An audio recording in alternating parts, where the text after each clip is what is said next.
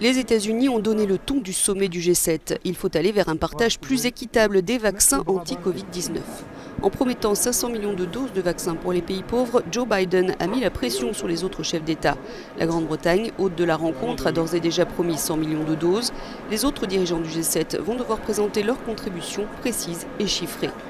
Au final, le G7 devrait s'engager à redistribuer au moins 1 milliard de doses de vaccins aux pays pauvres. Les États-Unis étaient critiqués depuis des mois pour ne pas avoir exporté les vaccins qu'elle produit et ils veulent se rattraper.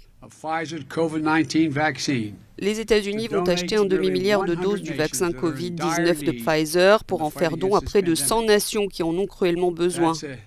C'est une étape historique, le plus grand achat et don de vaccins Covid-19 jamais réalisé par un seul pays.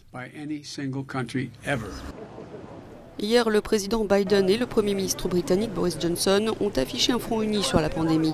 Plus largement, ils ont approuvé une nouvelle charte de l'Atlantique pour réaffirmer leur promesse d'unité face aux principaux défis de ce siècle, cybersécurité, technologies émergentes, santé mondiale et changement climatique.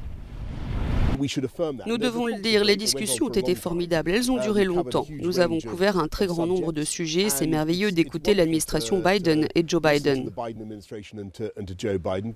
Il y a tellement de choses qu'ils veulent faire avec nous, de la sécurité à l'OTAN en passant par le changement climatique. Et c'est fantastique, c'est une bouffée d'air frais. Il y a beaucoup de choses qu'ils veulent que nous fassions ensemble.